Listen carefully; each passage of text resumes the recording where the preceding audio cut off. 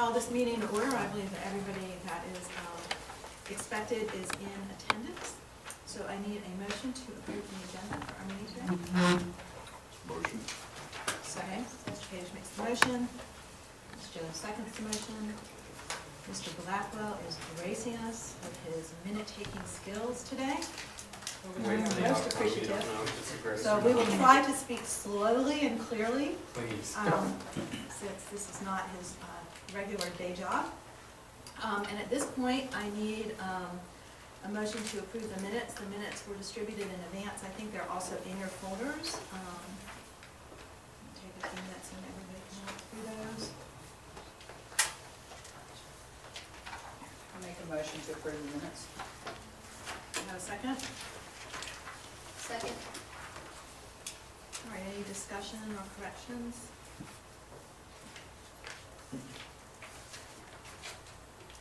Discussion, and it's just, I guess, at some point, an issue that suggested, this was under the, it's not a correction, it's just a follow-up on magnet criteria. It was suggested that students have the opportunity to apply at the beginning of the school year. I don't know what needs to be done about that, but there may be an action proposed to be taken later. I don't know whether that has to be approved or I think proposed or. and maybe we need to clear up the minutes. Let me read that. Because that was only for students who live in the school attendance zone. Does it say that? This was for the magnet application and the timing of the applications. It's the second page about the first sentence down. All right, so what I actually said, which I think we need to correct. So we're on the second page, the sentence beginning Martha Greenway. It should say Martha Greenway suggested that 9th grade students living in the attendance zone. We're not talking about accepting any more out-of-zone students. Thank you for catching that, students living in the attendance zone. And just to clarify, the issue is that because many students coming from Ridgeview aren't actually enrolling in magnet courses, there's some confusion about whether they need to complete the magnet application. And since that was unclear to them, I think the suggestion is we just give them an opportunity, yes ma'am, to do so. If they want to participate in the magnet program and didn't understand that. Is everybody kind of clear about that suggestion? All right, so I'll make that adjustment. And does that mean that action is approved? Does that mean we need to vote on that action? Or what needs to be done with it at this point? It's a recommendation at this point, or a suggestion. What do we need to do to move on it? Anything? I think that's something the administration can do because it doesn't affect enrollment. In other words, our role is to decide who gets to come to the school. These schools are already at the school. Right. So I think it's part of the IB administration, which I would see as the administration's responsibility. Dr. Shaw, agreed? Okay, so we don't really need to vote on that. Okay. Anything else on the minutes? Okay, all those in favor say aye. Aye. All opposed? Any abstentions? All right. So I'd like to thank Mrs. Gail Dean for being here this morning. It's still morning. Gail is our board member representative for Riverwood, and she had asked if I would extend an invitation to one of our meetings, and this worked out for her to attend. So we're really happy to have you. Thank you for inviting me, and I'm sorry I was a couple minutes late. And we have snacks between now and then. You get hungry.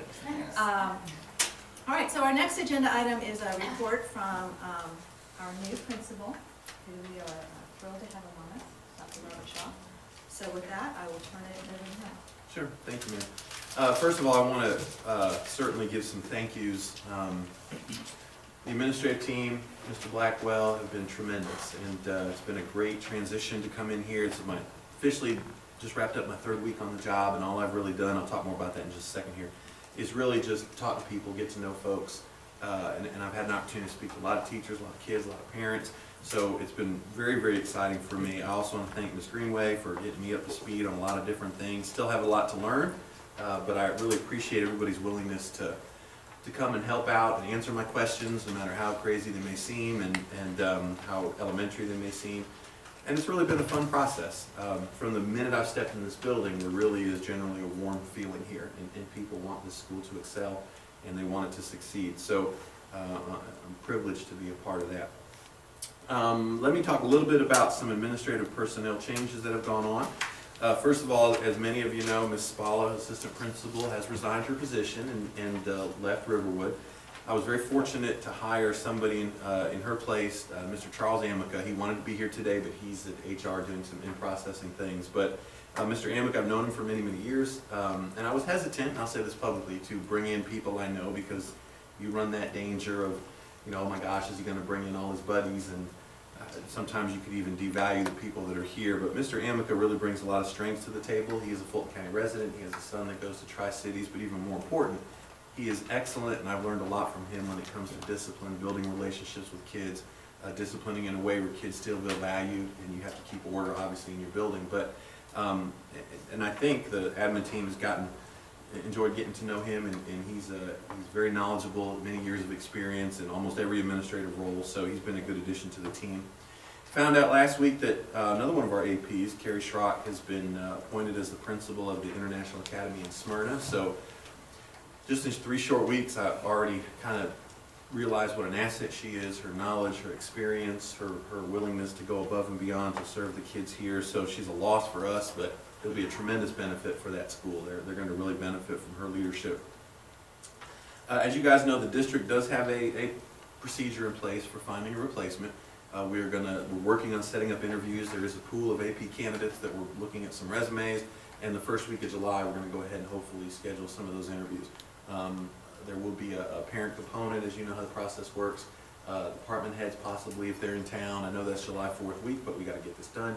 And of course, the administrative team is invited to attend as well. So we're excited about doing that and bringing somebody else onto the team who really fits what we need and helps us accomplish our goals. As you also know, Brandy took the position. She was our coordinator for the IB program.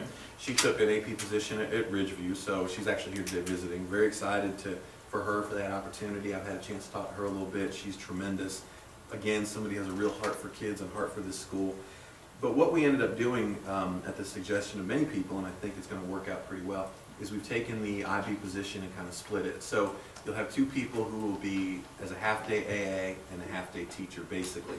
Kendra Hansen will be half-day as our NYP coordinator, and Jeremy Kopkis will be half-day as our diploma program coordinator. So what this allows us to do also is allow these 2 people to focus on their individual programs and make sure they're each getting the attention that they need. And I've also asked that if the schedule allows for them to sit in on administrative team meetings, because I need to hear their insight and certainly what they're talking about and the issues they're dealing with in their program. So I think it's going to work out well, and Mr. Blackwell's done a good job trying to work out that schedule. So having just met both of them, been very impressed with both of them. I think they're going to do a great job.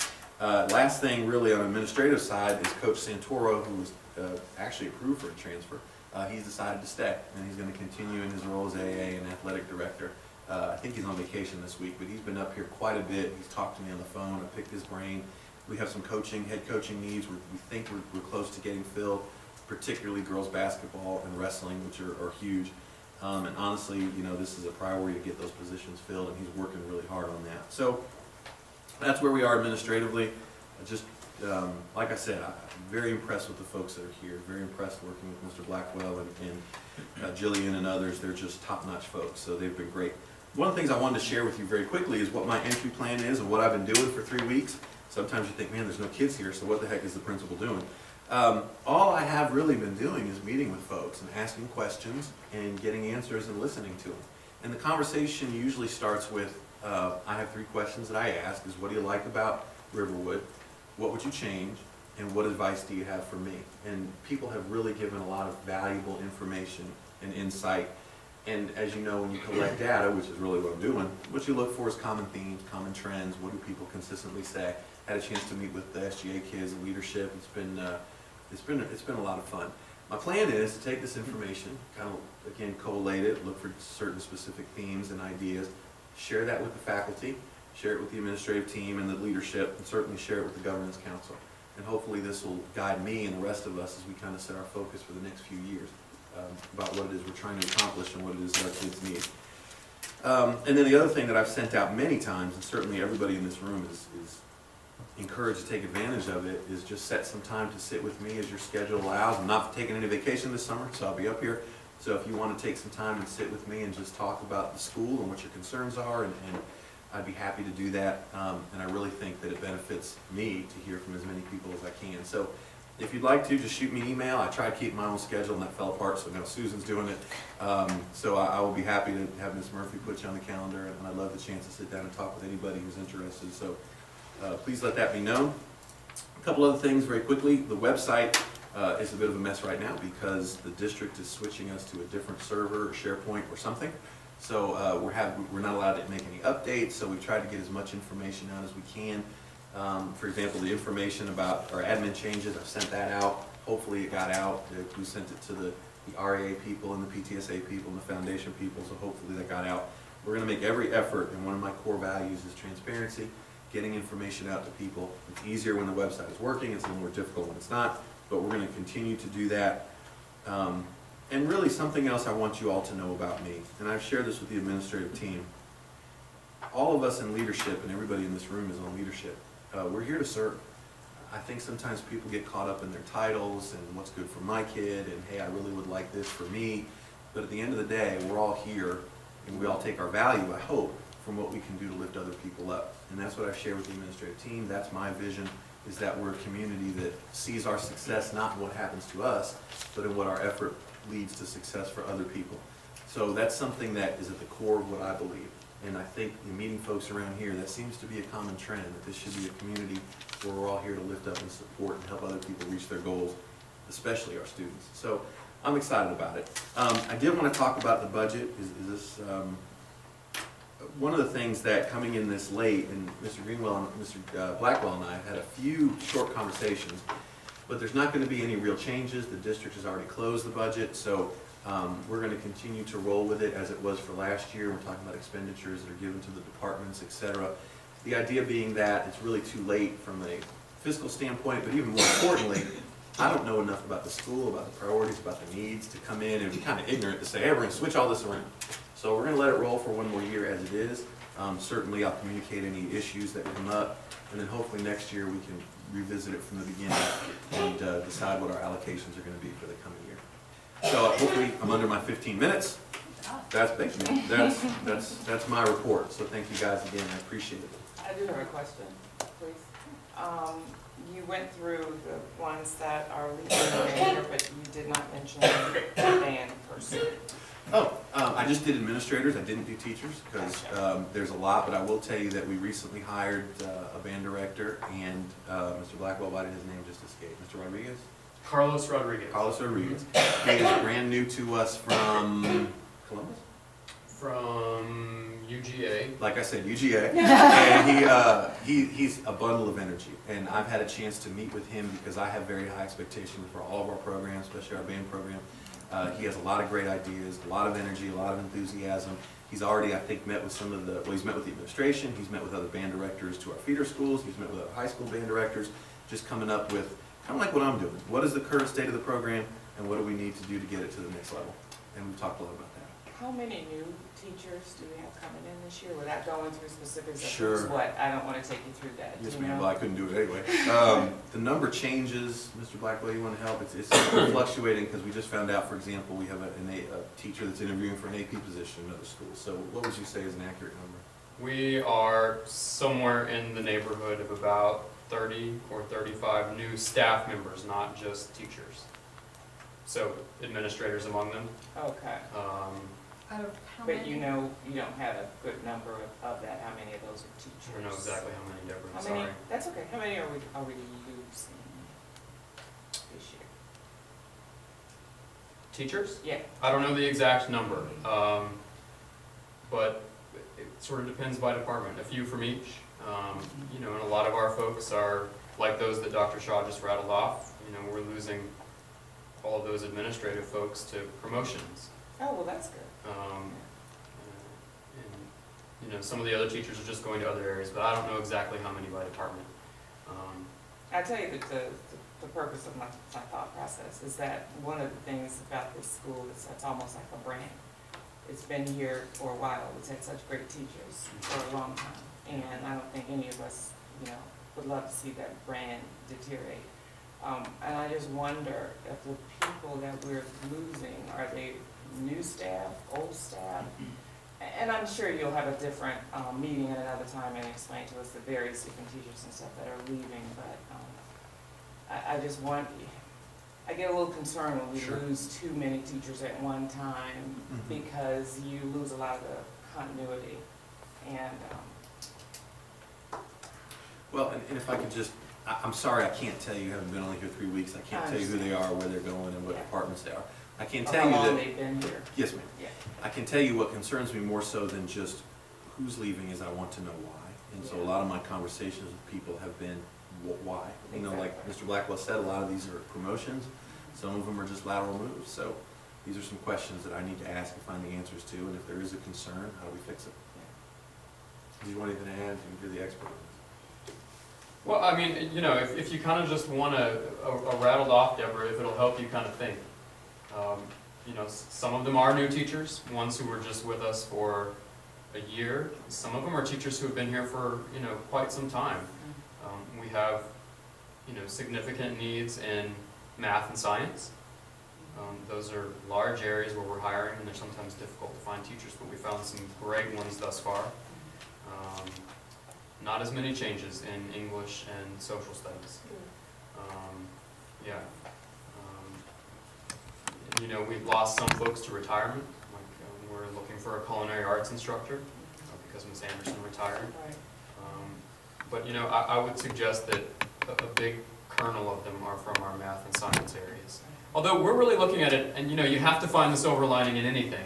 Right. We're looking at it as an opportunity, that to talk about, what is Riverwood and what do our teachers believe in and how do we define ourselves. I mean, that culture that you're speaking about, that, for a long time people have valued is something that we're going to have to ingrain in our new teachers. So if it's something of value, then we get to make sure that all of our new folks are members of that and are on board with it and fit in, so. I have a follow-up question to that, and Thank you. I might not be using the right term, but furloughed teachers, is that correct? Because historically, we've had to pull from the pool of, is that the right term, furloughed? No. Surplus, okay, thank you, I didn't think that was the right term. Surplus teachers, and sometimes administrators don't get the teachers they want because they have to take certain teachers. Is that still the policy here? And if so, is there anything that can be done about it, I guess? And We have had a couple of reassignments, but I hate to do this to you, Mr. Blackwell, I'm gonna dump it back on you. Not as much as I understand it has been in years past, correct? We are participants, however willing, in the surplus process, which means that if we have a vacancy in special education, for example, and there is another special education teacher in the county for whom they must provide a position to, then it's a possibility that we could get that teacher. We've been really, really pleased, because although not all surplus teachers mean bad things, it might just mean that they don't have a job at whatever school. They might actually be really wonderful teachers. We have not gotten, I don't believe any officially.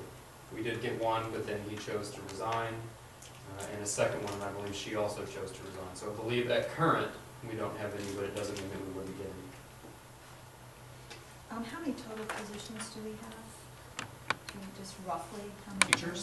Well, you said we had 30 to 35 moving, I'm just trying to put that in the context of how many. That's about a third.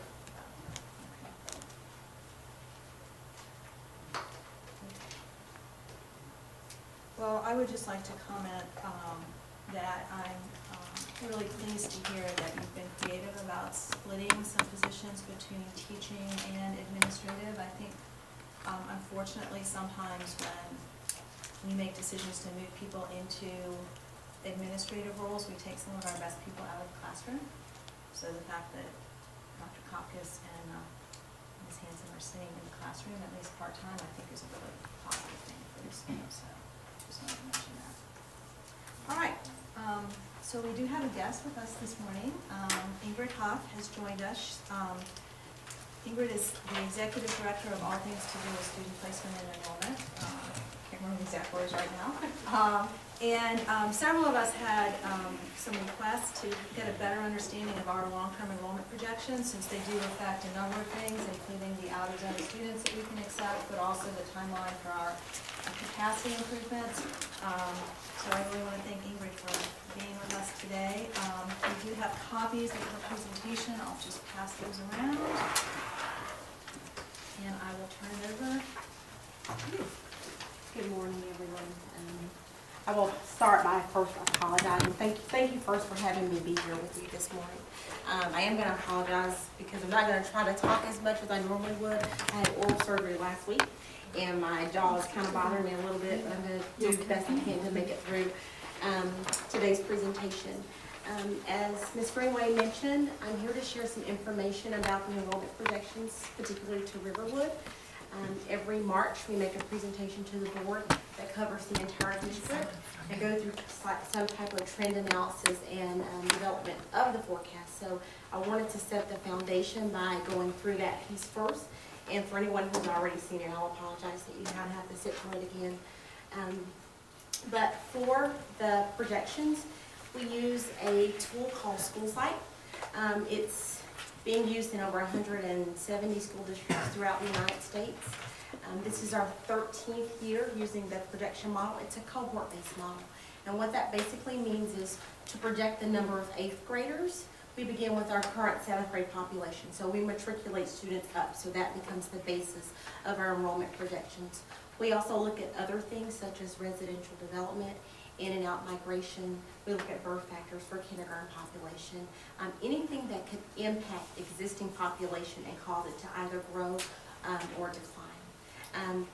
Explicitly, private school is not included in the projection model, but we do include that as a part of our mobility factor. So I'll kind of walk you through that because that is an issue for this area of the county. So looking at our historical enrollment, this year district-wide, we grew roughly 1,300 students. So that was a large difference from the previous year. So the economy's kind of hit us in the last few years. Last year we grew 800 students, the year prior to that. So we projected a little bit lower. So you kind of think this model takes more recent trends into account more heavily than previous trends. So we expected a smaller growth, but we actually grew 1,300 students district-wide. Looking at Sandy Springs enrollment. This year, the enrollment reached 10,527, which of course, as you see, it's a gradual increase. We've been increasing in this area for quite some time. Most of that growth of 545 students was at the elementary school level. There were about 330 new elementary school students, and that has been the trend for the last few years. Most of that growth is occurring at the elementary, while our middle and high schools are still continuing to grow. Middle school growth in Sandy Springs was 48 students, high school 167 new students to the Sandy Springs region. We also track this geographically. So this map shows the Sandy Springs region. Areas of red show increase, a one-year change from population from fall of 2011 to fall of 2012. Blue shows a slight decline. And even though it's, the darker the red, the darker the shading, the greater the concentration of change. So while it may be drastically dark red, the change may not be as large as you may think. So it's not 300 or 400 students that are transitioning. It could be 15 or 20 students that are coming in and out of that area. But most of the growth in the area occurred along the corridor, or along Roswell Road, or along 285 and 400, which is what typically is our trend, where the more mobile populations are transitioning in and out each year. Private school data. The graph here illustrates private school regional enrollment in Sandy Springs. So every private school within the entire state that has a student within Fulton County has to report that to our student assignment office, and we track that by their residential address. So we're able to then determine what would be their home school and kind of track those populations from year to year. So the blue bars show private school enrollment in 2010, red 2011, and green in 2012. some of the growth that we were experiencing in previous years, we were attributing to students coming back from private school. But this year, we've seen a tick back up from the previous year. Now, I do want to throw a caveat in regards to this enrollment. Every school is supposed to report. These are the schools that reported. So we can't really say these are the exact same schools and their enrollment's going up, but in total, these are the schools that reported to us. So looking at the change, we have to be a little cautious to make sure we haven't included a school who wasn't in last year's data. So that's just information in regards to private school attendance. So looking at our forecast accuracy, we like to see how well we did overall. As going forward, we try to improve every year. Sometimes we have some anomalies. District-wide, about 624 students off the enrollment projections. We came in higher than we thought. In the Sandy Springs region, 218 students, mostly at the elementary school level. So more elementary school students came. Typically in our High Point Elementary School, Lake Forest, I believe in Ison Springs. The year before, Ison Springs had a very large decline. This year, that population rebounded and grew above and beyond what we had projected. So most of that overage at the elementary school level was at Ison Springs. Not so much at middle school, almost did on 14 students, and 75 students over projected at the high school level. And I will note that some of the high school population that's over in this area was based on the assumption that we were not accepting any students outside of the attendance boundary at Riverwood when we did this year. So that was, I think, about 40 students that were included in that number that threw the projections off just slightly. Looking at our forecast accuracy for previous years, you can kind of see we've had some very stellar years in 2009 where we only missed district-wide by 31 students. This year, 624. As I said, the year prior, we only grew by 800 students, so we are projected to grow somewhere around 1,000 students, and that number came in a little bit higher. Looking metro-wide, we try to keep in comparison how well other districts are doing in regards to the enrollment projections. This year, for the first year of the last 3 years, we came in second instead of first. I think DeKalb County beat us by a couple hundred students, but we plan to regain that title going forward. Looking at our metro trends, it's good for us to know our other areas in the metro region growing. For the third year in a row, Fulton County and Gwinnett County are the two districts that continue to grow at a continuous rate. DeKalb sees a steady decline. Atlanta's mostly flat. Clayton's declining with a slight tick up this year. But for the most part, Gwinnett and Fulton County, as far as enrollment, student enrollment, are your growing metro districts. So looking towards the future, the data that you see before you are housing trends for the Sandy Springs region. Most of the enrollment growth in this area is not dictated by residential development. A lot of your development or redevelopment actually causes a decline sometimes. The type of housing units that are being built don't attract typically a large number of students. So in some areas, you could see 100-unit subdivision going in. It could cause an impact of 25 students. We don't see that level of growth and correlation in the Sandy Springs population. However, we do track months of supply and inventory within this area. Look at the number of units that are being sold quarterly, as well as the land disturbance permits, the plats, all of the zoning information to keep an eye, because you will see some, but not as drastic of an impact as you will in North and South Fulton. So looking at some of the active and planned developments in the area, these are some that we are currently tracking. Some of them could be very small. Some of them, what we've noticed more, like I said, is redevelopment opportunities, particularly in the High Point area. There are a couple complexes that we're looking for that may have a larger impact in regards to enrollment in Sandy Springs. Is this where you see the incremental students coming from? Typically, no. It would be older homes that are selling Okay, and new families moving in. So that in and out migration is typically where we see the students. okay. But we will see some students coming. It depends But there's on the still size of the students that units. are living in this area Yes. versus the ones that are being, what do you call it? transported in. Yes, no. These communities will generate some growth within in the enrollment projections. However, it wouldn't be the same rate. Typically, when you see our condominium development, and it's 1 to 2 1 to 2 bedroom luxury apartments, we won't see a large number of students coming out of that. But in some of the more expensive homes, the $2 and $3 million homes, we won't see a lot of students, elementary, middle, or high school coming out of that. So we just kind of track, still track the development, because we do have factors specifically for Sandy Springs that we've collected over the years, and they will cause some impact, but not as great as some of the other areas. So Ingrid, is it fair to say that these developments are primarily either multi-housing or cluster home types of developments? Some of them are, or they could be 2 or 3 houses in a subdivision, very Apartments, small community. Not all land for a lot of development. You'll see more coming with redevelopment, say some of the multifamily complexes that are being planned for redevelopment in the future. So I kind of grayed out the other forecast observations and only honed in Sandy Springs. So we're seeing bumps in kindergarten.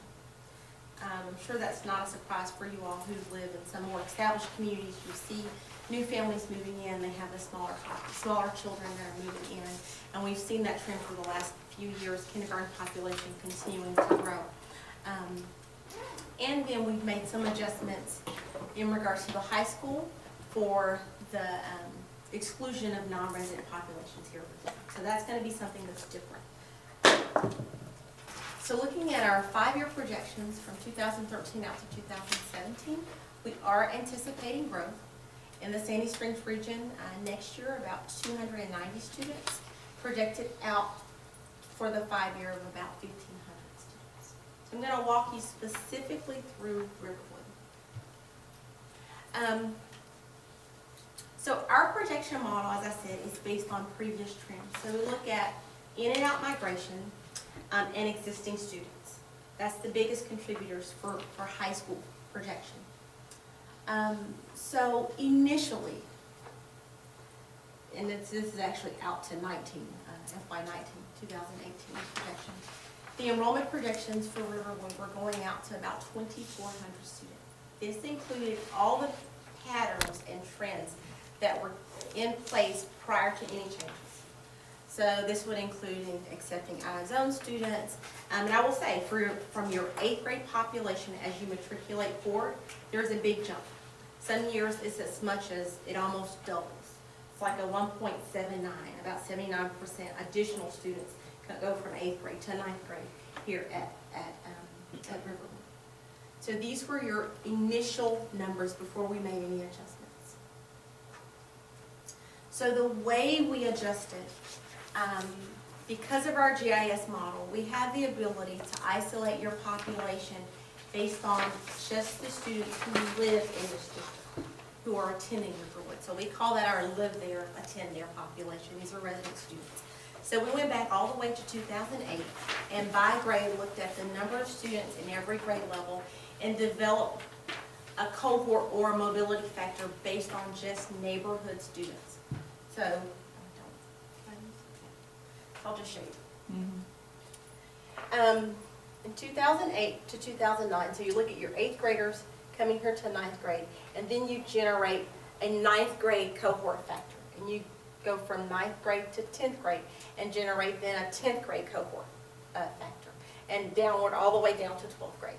So we track that every year just solely on the students who live in this attendance boundary. So this year, we've had some variation, as I said, with private school, in and out migrations, fluctuations. And this year, just on your neighborhood population, you had a growth of 1.39 going from 8th grade here to 9th grade here.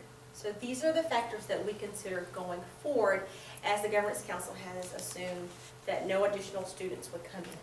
So it's a 1.39, a 0.89, a 0.91, and a 0.92 for just your neighborhood populations. I actually walked Ms. Dean through all of this, so she can attest that every number is exactly right. So what we did then, our model has all of the students included. So coming from Ridgeview, you have your 8th grade population, but you also have 30 additional students who are out of zone students in the 8th grade at Ridgeview. So we had to take those 8th graders out, which gave you 292 8th graders, and then we applied the same mobility factors that I just showed you, the 1.39, the 0.92 or 89, and move those students forward. So the first year, we used exactly what the model had.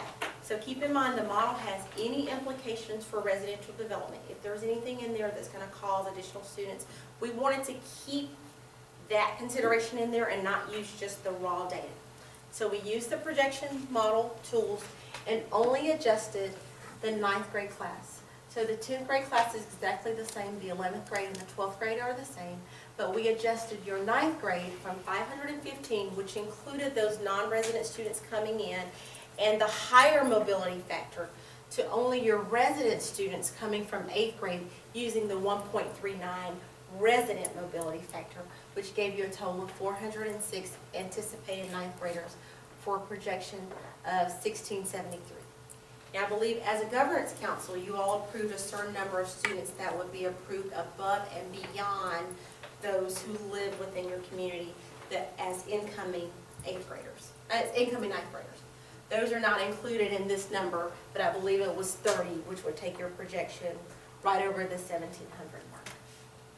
And that's what we have in your budget, correct? About 1,703. Okay, so moving forward for 2014, we wanted to include again any residential development that is included in the model without taking out your resident students. So again, we come down a year, your 10th grade stays, your 11th grade stays the same, your 12th grade stays the same, but your 9th grade population then becomes, we had to use the residential mobility factor for your resident students because we're using a different factor than we would in the model. So you then have 464 students, I'm sorry, 361 students as opposed to the 464 because we took out the non-resident, we used the resident population, and we used the resident mobility factor. So that then gives you 361.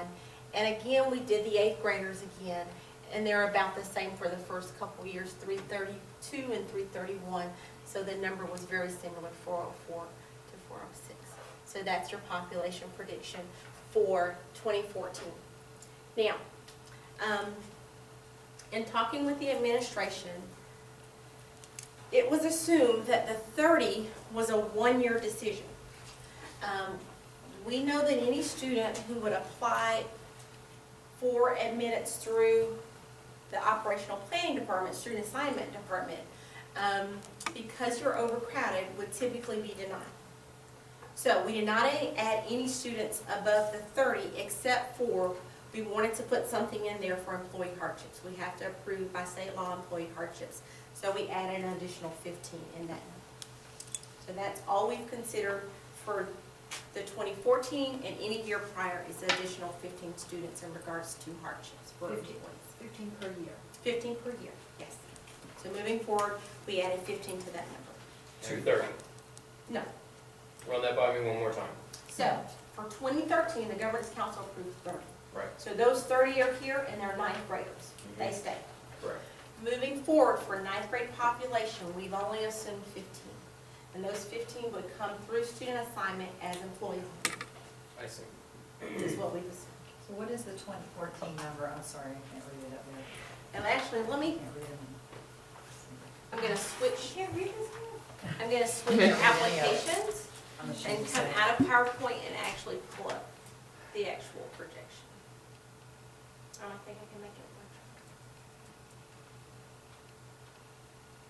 Do the hardships just apply to teachers and staff at Riverwood, or is it countywide? Does not, it's any, typically in a school that's overcrowded, as overcrowded as Riverwood is,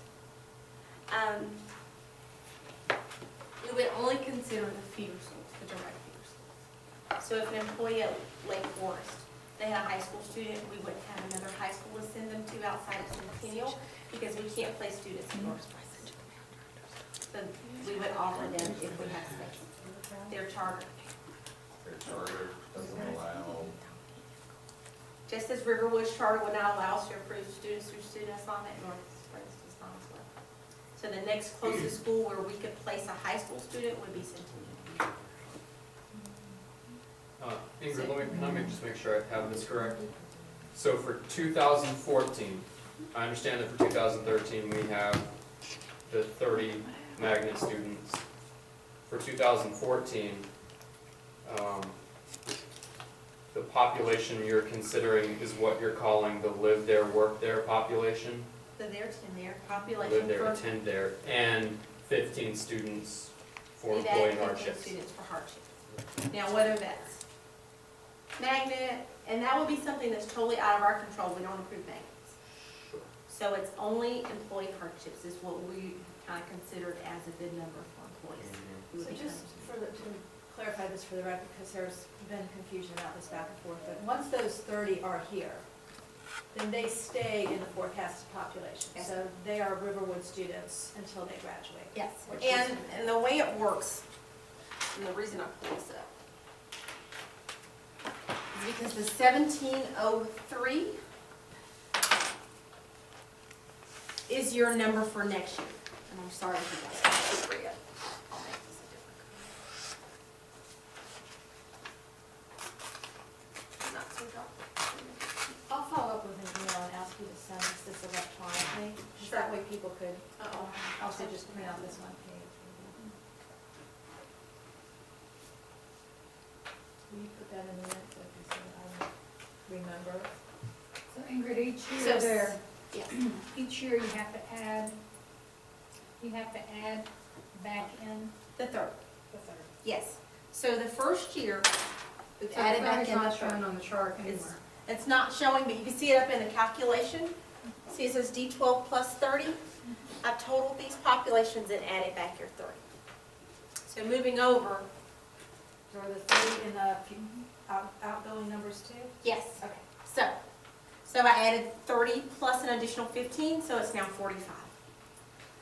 So we do the same thing. So moving forward, we keep, at this point, by the time you get to 2015, the only non-resident population that you have are your 12th graders.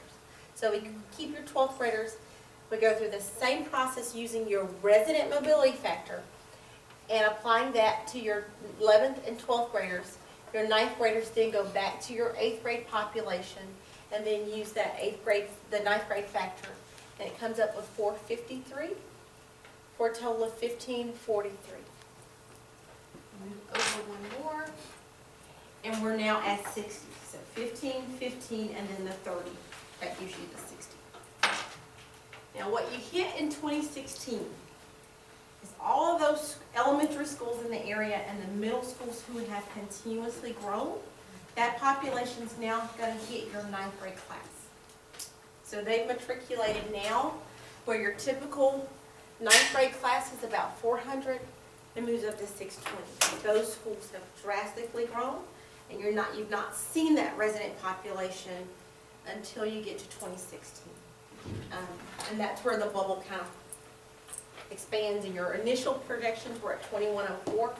And at 2016, all you have in the school at this point is resident population plus the initial 30 that you approved, the 15, and one more 15. So you have about 45 students that are on hardships and 30 that the Governor's Council approved through the magnet, and you're now at 1728. Can I ask a question? Yes. The 15 number, is that just a general number of how many employee hardships you have, or is that something where you just set the number at 15? We just said it. Okay. But it could be more, it could be It less? could be more, it could be less, Okay. but typically when we reach a dire situation, so the state capacity at the current Riverwood is 1325, I believe. Mhm. If we're in a dire situation, we will place employees. We will say either you cannot attend, or we can place you at Centennial or Roswell, some of the other schools north of the river. So we've given employees an offering, but we can't place you at the school closest to your place of employment. And we have had instances, unfortunately, where we can't do that. Only because of space. Yes. Did I hear that there's gonna be an IB program in a North Fulton school, and another North Fulton school other than Riverwood? To my knowledge, that has not been approved. Okay. If there's a process, an application period that they have to go through, I know there was a push for one on the south side as well as a North County school, but none of those have been approved for future years. Not to say that there will not be in the future, but as of yet, there's not. Other questions for Yeah. Is there anything in your modeling that accounts for when a school gets so overcrowded, people opt out? You know, Well, because that would be something new, it's not included. So it would have to actually occur, and then we would incorporate it. You know, one of the reasons as you've grown in population is we've attracted a lot of private school kids, you know, whatnot, but that'll all go away. You know, we have 20 trailers outside. And typically, and that's of course how we respond initially, is the portable classrooms. And then if there are any long-term implications, it would be included in the capital program for a space solution, a school or an addition or something of that nature. So I guess for me, being new, regardless of even if we didn't take any more kids from out of our attendance zone, Riverwood is still gonna be growing, it's still gonna be over capacity for the foreseeable future. That's what you're saying. Now, there are additions and renovations included in the capital core program. Yes. Always thinking we're ahead, we're moving on to 5. But yes, there will be some relief. In what form, that's to be determined yet, but there will be some classroom relief for it. And that's actually our next agenda item. And when we say that, we're saying that that's because the school capacity is indicated at 1325, Oh, absolutely. right? So we're saying that no matter those numbers up there, it's still over capacity relative to them. And these are all neighborhood kids at this point. The school has exceeded its. Not, Yeah, did I cut you off too soon?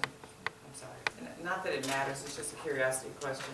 Are you showing a particular growth in any particular area, Hispanic, black, white, anything? we don't project students by, only students. Just Just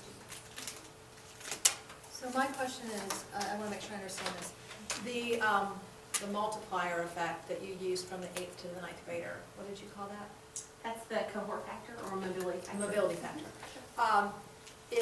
This past year, it was lower than it had been in several years prior.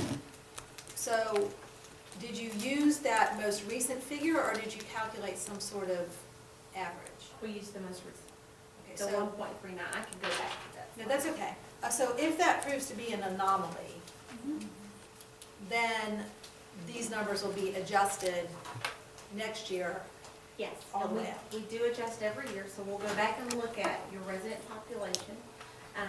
It would actually be your true 9th grade factor this year. This would be the first time, minus the 30 students, so we could actually use your true population. And so we should have a feeling for what that is by about October, November, right? So we would know whether this was on track with what really occurred, or whether we could expect it to be adjusted upward. And I guess that's another question. These numbers are based on the October FTE, right? Is it that or No, no? September. We September. download the first month of the school year, Okay. because that's typically where our staffing, it's really on a 10-day count that we staff, Okay. but we use the first month as our official enrollment, and that's when we download our students for this process, for Okay. matching our students. Yes. And do you project, based on historical dropout rates, or do you project based on our projections? So Our the goals? mobility factor for high school includes like your dropout rates. So that 8th to 9th grade where you lose maybe 10% of your population, that would be included. Now, around the district initiative to improve our graduation rates, those have not been included in the model. So we're trying to correlate our actual mobility factors with the anticipation that our graduation rate will improve. Of course, it won't all hit at 12th grade. We will have a gradual increase at all levels, But district-wide, that's one of our department plans, is to be able to incorporate that into our projection model to see the true enrollment impact for future years, because we will, in some schools, have a great capacity issue. And when do you think that will happen? When will we see that? We hope to have that by the next time we present enrollment projections to the board. Which is February? March. We move it to March. All right, any other questions for Ingrid? All right, well, thank you so much. This was very illustrative and illuminating. You played hurt with oral surgery, so. I appreciate that. So we will look forward to seeing you again Yes. as this moves forward. So I failed to introduce our new student representative. We have Joey Weiss, who will be the head of the student government body president. Is that your title? Student body president for next school year. So he was able to join us today. I'm really happy. Thanks, Bree. We're going to move on because the next item is somewhat related to talk about an update from our capacity committee. I think we kind of briefly told you all that we had a meeting with Patrick Burke and some folks from Brooks Ferry. Mrs. Dean, I am going to invite you to add whatever new information you might have to this conversation. And maybe we could start with that, and then we could go back to Bruce to kind of talk about any work that's being done at the school level. But do we know anything more than we did before? Well, relative to Hertz Ferry, I think that although the staff has not come to the board and said the redevelopment of the site is off the table, from the most recent presentation made to the board, it seems pretty clear that it's very well known.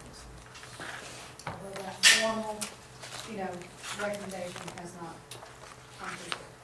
I understand also that in terms of looking at other sites, that they've reduced that 20 to 23 down to now maybe 3. And so they're getting closer to potentially making a recommendation to us sometime, they said, Patrick said in August.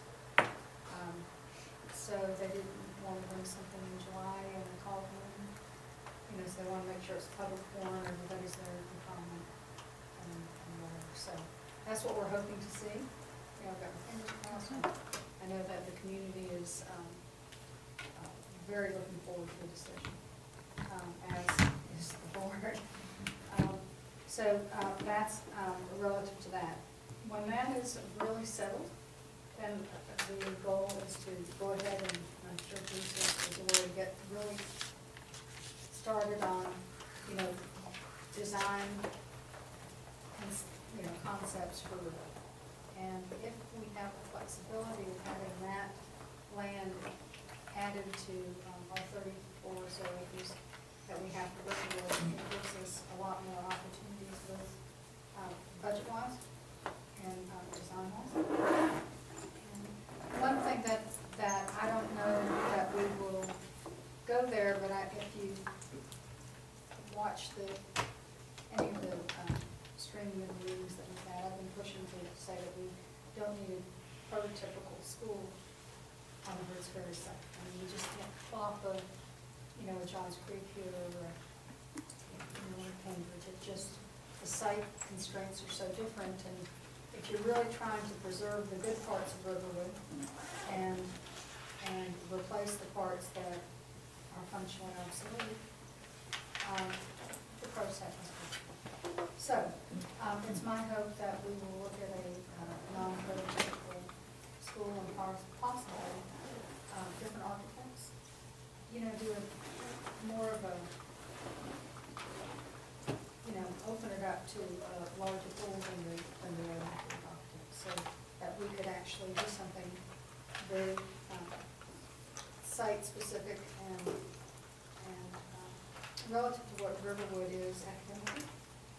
And so that's my hope, and that's what I'm encouraging. I'm sure if anybody disagrees, I need to hear, but I think that pretty much everyone is going along. And part of that process would be to include the school and community in the design process, more so than would be done in just if we were copying a typical prototypical school year. So that's where we are on that. So August is a key date, if in fact, at least staff is able to. Has there been another board meeting since the presentation, since Patrick's Day? Yes. There has? And was there anything on the agenda concerning this?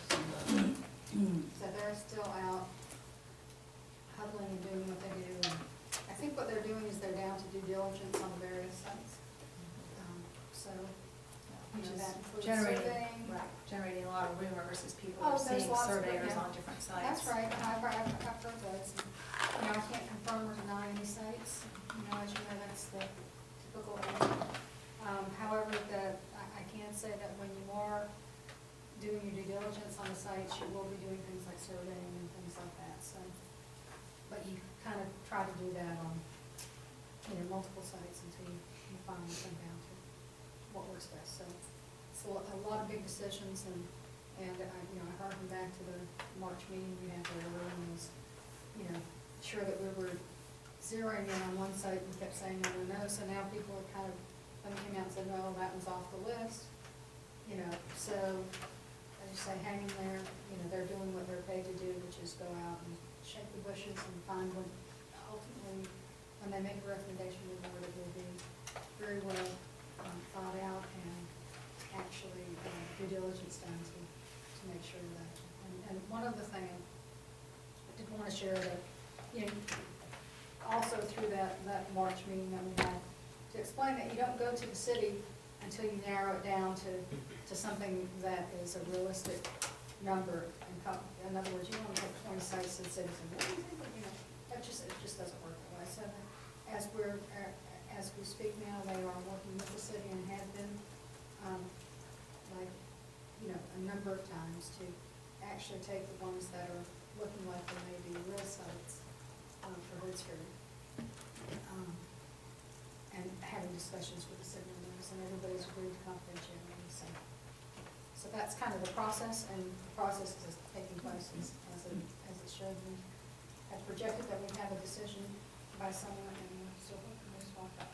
So, any questions about any of that? I have a question as it relates to anticipated capacity we would build a new school to, and the out-of-attendance zone enrollment and all of that. At what point do you look at, okay, we're at 1325 now, if this school is going to be completed in 2017, what capacity are we building it to, and what are the factors that determine Well, the the capacity? capacity is that we build to for a high school that's in the INSPEC is 1850. Right. And so that would be, that's what, you know, the board and the community have approved, that we don't want huge schools like in some of our counties that we run, that we try to keep the high schools at that. So we're at 1703 now, and we're going to build a new school to, We're going to drop down and then go back up. but wasn't her number by, with all those elementary schools coming in, 2016 at 1728?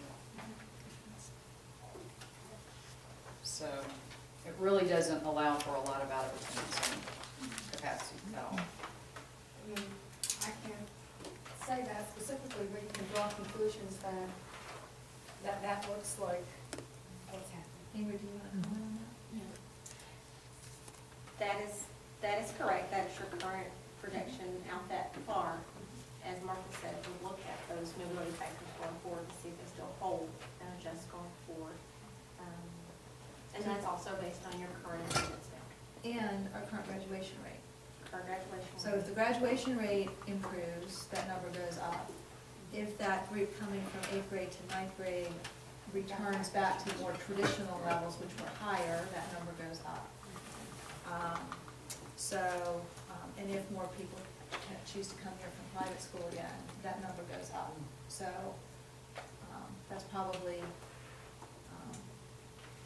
that could be a low number as it is. So I think that this is an important conversation to have as we set expectations about the magnet program and the honors and attendance enrollment, just for us to have a good understanding of what we're dealing with. Is it your sense, because I think what I'm hearing is maybe in Pam's question is, and I don't know that we would even want to do this, but if the district decided that this was going to be the IB school, would they consider making it slightly larger than the 18, Well, 15. That would have to, whenever we deviate from ed specs, that would be something that the staff would bring to the board for recommendation. I know that the school will be involved in what design happens at Riverwood. I can say that, back to the IB discussion, that we're in discussions about a North and South County. But if any of you were around when all of that happened at Riverwood, it's a long process, takes a lot of buy-in from staff. It's not something that you would typically walk in and say, okay, staff, we're going to do this. In other words, it has to be, Fulton doesn't really, we try not to do that for an individual school's direction. In terms of magnets and specialty things that are in the school, so, staff buy-in is really, really, really important when it comes to IB because it's difficult. So that's why it's taking longer than, yes, we're willing to do it, we'd like to do it, so we're waiting to see who really comes forward and wants to do it. So, but the point is, it's a big thing to try to design a school for more than 1850. We have lots of things that come into play. And I'm not sure our community would want that. Yeah, what is the philosophy of, So this may be a stupid question, but how long do you keep calling yourself a magnet school when you don't act like a magnet? Well, I think that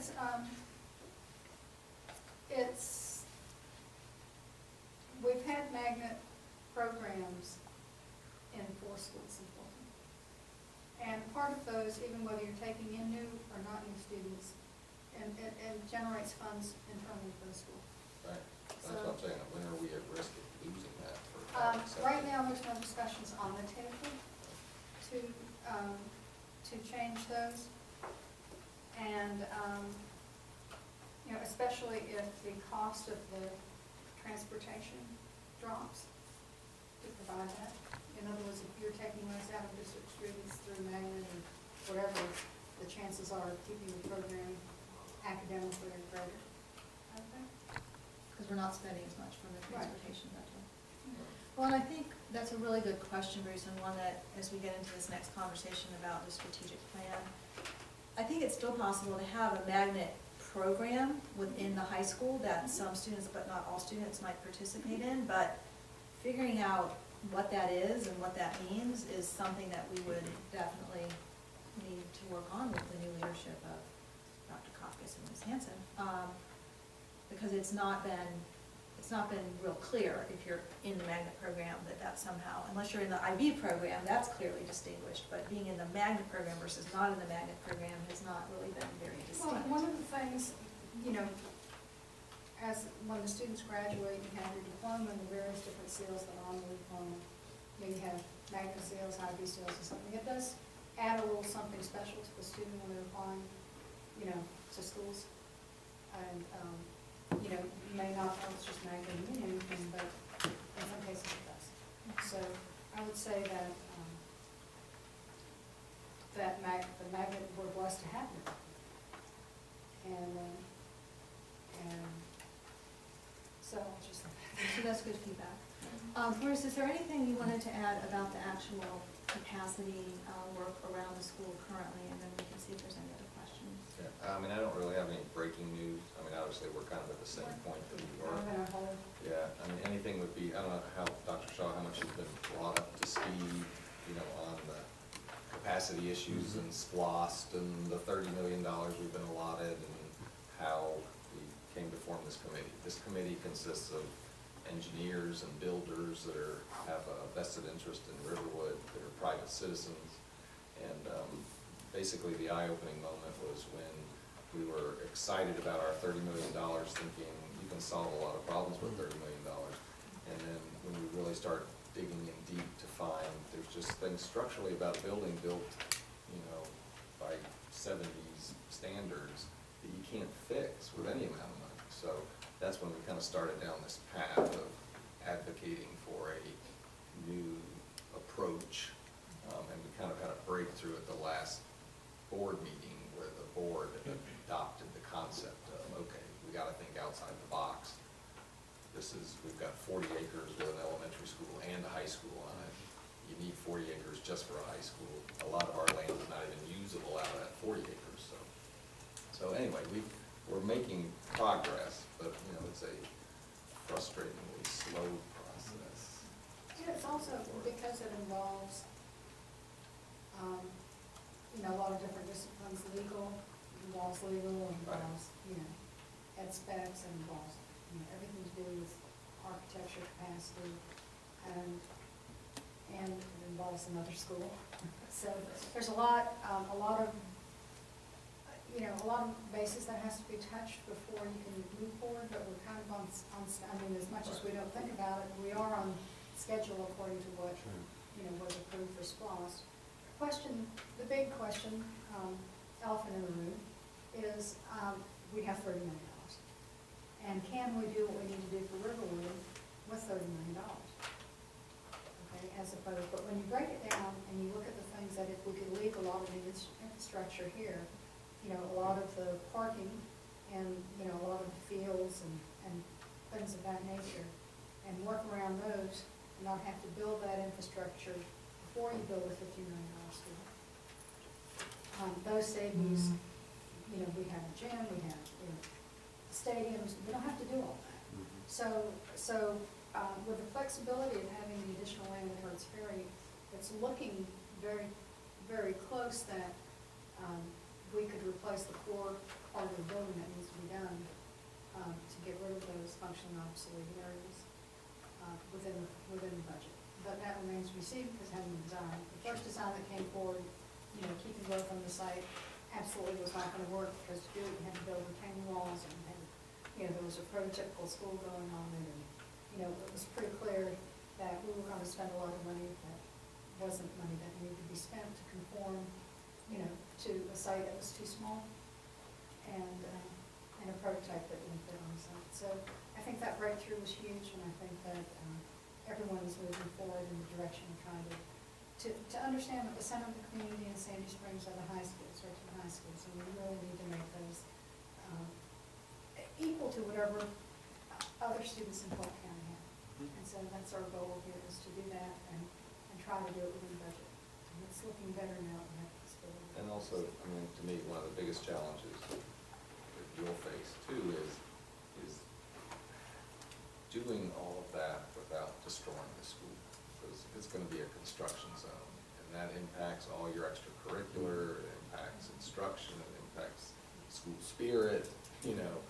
How do we do this huge renovation without having home football games up at Milton High School? So hopefully, with the addition of the land, we've got staging, phasing, we've got all kinds of things that wouldn't have been possible, trying to keep everything the same. And we first, just so you know, we first advocated keeping Hertz Ferry where it was, because our thinking, kind of operating in the dark, was, well, we can save $20 million in land costs, because land is so expensive in Sandy Springs for the new elementary school, and gee, we'll take that money and build us a new high school. We kind of came to find out that even though we're saving $20 million, they can't necessarily just move it over here. So, anyway, it's been a learning. Well, and I think as we go. from the presentation that I included in our agenda, and you can also watch the presentation live on our website, and then Patrick reviewed it with a small group of leadership from Hertz Ferry and Riverwood, the implications of trying to put both the schools on this site in terms of student safety and logistics are just not something anybody would really experience. They would lose fields. We would lose fields, we would lose parking, it would be ugly for a long time. So, this sounds, I think, very promising, Gail, and thank you for your advocacy. Does anybody have any other questions on this topic? One other, and I think it's probably a taboo conversation that we don't have to wait for later, but, so if we're building a brand-new school, operational 2017-ish, whatever that becomes, it has a capacity of 1,850, we're projecting 1,728 by 2016, and we improve our performance as a school in reducing this 28% dropout rate dramatically, we could theoretically be at capacity before we open the renovated school. Is that a safe assumption? And so then the only other way to deal with, overcrowding in a brand-new school that we've invested $30 million in is redistricting to, and that dramatically impacts the families in the school, so. And I agree that I don't think a school bigger than 1850 is plausible, but you are, okay. The redistricting to where? Oh, well, I know, because North Springs is crowded, right? So, I just so I thought- no, I know, but I North think, of the river, through Right. North Springs, and move them, you know. right, and I'm not suggesting that at all, I'm asking the So questions still of how where- to then deal you with look it. at- Then you look at Centennial and the other schools there, and they're at capacity too, so. Right, Ingrid, did you have a comment on that? Can you comment on I that? was just gonna say, North Springs does have some space, but in their long range grid. It goes Yes. away. Yeah. Well, the other thing I think is important to say is that, you know, we have, how many students do we have now? 14? 1703. Okay, so we have 1703 in a building that technically has capacity for 1325. So, Right. you know, I think what we call state capacity and how many students we can, you know, Cater to the- really safely and adequately instruct in the building, there's really two different numbers, so. And high but it's school- been dangerous using those two different numbers, because people have been concerned about the capacity. I know. Because everybody goes back to the 1325 saying we're severely overcrowded at It's- 1700, so it's a shame that we start out with a brand new school under the same parameters. Yeah, no, I Well, understand. but one thing is interesting in the way the state capacity and the use capacity works. As the elementary and middle schools are really different when it comes to state capacity and use capacity, but in the newer schools and the high schools, there's more space along with the state capacity than there is in elementary and middle. Does that make sense? Yeah, So it you can seems say- like they would more accurately reflect it, so then you don't have parent communities that are Yeah, but you concerned can- about overcrowding when it's not really overcrowding. Yeah. So, yeah, so, but they, Right. it doesn't, and that's Right. just the reality, so, Right. you know, being at capacity in a brand new 1850 student school is nothing like being over capacity in a 13. Oh, no, absolutely. And not unusual. Not unusual. Yeah, but the funding from the state is based on those state capacity numbers, so we don't want those to be too much bigger. 'Cause it makes us look like we need more support, so. Anyway, that's kind of another conversation, but that is, I think, an important point. I think a lot of what we can all do with this information is help set expectations. Make sure that, you know, in the circles that we move, that people have the correct information. That's part of what we. So may I ask you a question, Sam, as I'm a guest, and I don't know what this is, part of being a, you know, a charter school and everything is so that decisions are made within the school. Have you had the discussion about whether you're going to have the 30 students again next year, or are you thinking, I mean, when do you have that discussion? Well, I think we would raise the question shortly after school starts, but what happened this year was that the 30 students was not our decision. It was a number that we were told we were allowed to accept. But wasn't the decision here to have 60 or something like No, that? we did not choose it, we did not set a number. We just said if we could add additional students, here are the characteristics of the students that we would allow to apply. That's what we determined, and that actually ended up being, I think, the number somewhere 26 or 28 today, I'm not sure exactly what that number ended up being. So, we said here are the characteristics of the students we would allow to apply in the spirit of knowing that we're overcrowded. And then the district came and said, okay, well, you can accept up to 30. And as it turned out, our intuition ended up being right in the ballpark. So, Ingrid, I'm thinking, once we have the actual enrollment See if that cohort. in October, see where we are, then we would have that dialogue with the school system again to determine what they are willing to allow us to accept. And then we can talk about, well, and therefore, what characteristics would we choose? Because we got to the number we did without having to have any lottery or selection process. That actually was the total number of qualified applicants there were in the categories that the council agreed upon. Okay. So that discussion again, rightly so, will happen after we figure if that cohort coming in, Once we see from that. 8th to 9th grade, and what the actual true numbers are. If they're more from private schools. Exactly. And Ingrid, an important part of our discussion was about Ridgeview kids. that entered Ridgeview thinking, for whatever reasons, that they would be allowed to come to Riverwood. What does that school look like as far as out of attendance zone kids? I actually talked to their principal about that this year. They are nearing capacity as well, but have continued to accept the 30 students going forward. 30 So students every per year, They take every 30 year out they, of yes. attendance zone. Yes. So in their current projections, even their long range, because they've done it continuously, it's built into their model, those 30 students. So if they did something different, it would basically subtract from what they currently have. Okay. Ingrid, thank you for staying for Sure. us. Thank It's you. helpful to have you Oh, present. still there.